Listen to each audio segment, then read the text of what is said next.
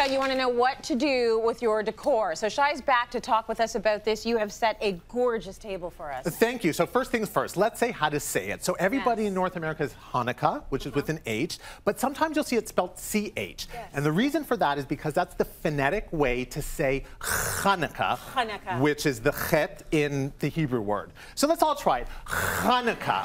Hanukkah. Close enough. We can good job. Close enough. Good job. All right, so when we talk about decorating for Hanukkah, unlike Christmas, which have tons of decor and decorations, Hanukkah is very much about the miracle of the light in the menorah that we're going to talk about in a bit. Okay. But when we're decorating, it's very much about blue and white, and you'll see that a lot with Jewish holidays. Blue and white tends to be the color. Nice. So let's see how we've used those traditional colors in non-traditional ways.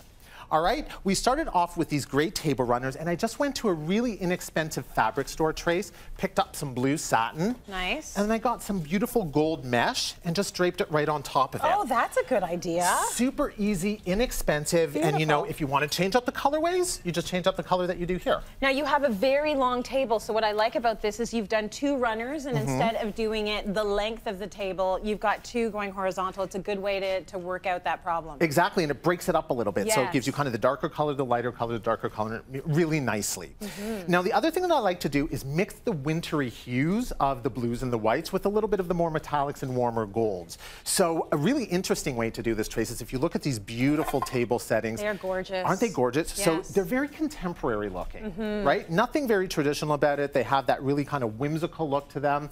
And then, of course, we've based them with this great piece. Now, this is a traditional, obviously, it looks like the cabbage leaf. This is very traditional, but the way that they've done it in the white makes it a little bit more modern and contemporary. Right, and you're going to be able to mix that in with whatever you have going on. So those are chargers you can have all the time. Absolutely, and you can definitely use these as well as, throughout the year, right? Yeah. Now, the other thing is this, is when I decorate or I have people over for a holiday, I like to be able to give something away, but I also like to have place settings with name cards.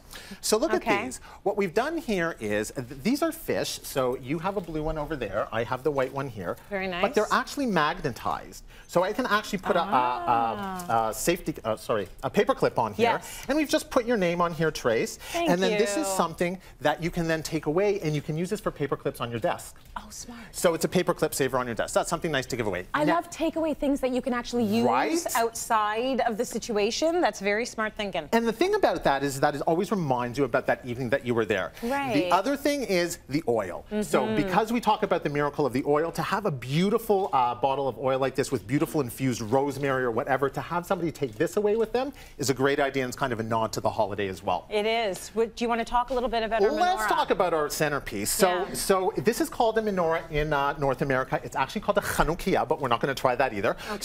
So we're going to learn how to actually make this.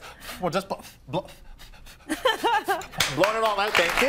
Good job. Over there. You got one left. Oh, thank you. You forgot to mention the chocolate, which is also the most important part. You just take those over with you.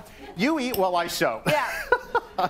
So this is a good part of the holidays. I like this. Absolutely. Now, this is very cool because it is an interesting and perhaps non-traditional way to do a menorah. Exactly. So the thing about a menorah is if you ask somebody who is very stringent and really follows the holiday very well, they'll tell you that this is not what's called a kosher menorah. And the reason is because not all the candles are the same height.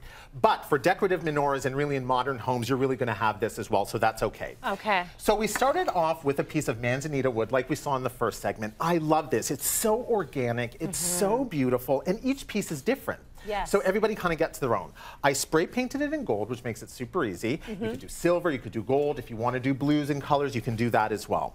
Now, you know me, I do DIYs like you cook. I'm not like, nah, I don't really do DIYs. That means he's not good at them. Right? Yeah. And I don't like to do them either. I get it. So you're going to start off with a piece of vellum. Now, why vellum? This is a thick cardstock. It has a wax finish on it. Yes. This is going to be good for fire. Okay. You're going to take a Star of David. Yep. And you're just going to trace them out on the vellum. You're going to get 9 of them. Okay. And you're going to end up with something like this. Perfect. Okay. You're then going to get washers depending on how big your Star of David is. So I can't tell you a specific size until you decide what size your Star of David is going to be. Fair enough. You're going to glue these on with a hot glue gun. I'm not going to do it now because I'm going to burn myself. I have burns all over my fingers last night to prove it. And then you're going to get bolts. So what I suggest is bolts that are 3/8 of an inch. Okay. And the reason that I say that is because those are perfect for Hanukkah candle widths. Got it. Once you've done that, you're going to then fix the bolt to the top of the Star of David and the washer, just like that. And then you're going to hot glue it to wherever you want along the menorah. And you're going to need 9 in total. Right. We had 8 here, so 9. I was going to put the last one here. And you're good to go. Lovely. And once again, these are decorative. Decorative. And so if you want a menorah that is kosher, what needs to happen? So all the candles need to be the same height except for what's called the shamash, which is the candle that you use to light the other candles. But as long as 8 candles are even, you got a kosher one. Beautiful. I love these. Well, we want to thank LT for the beautiful dining table and so Dad for all the dishes. Thank you, Shai.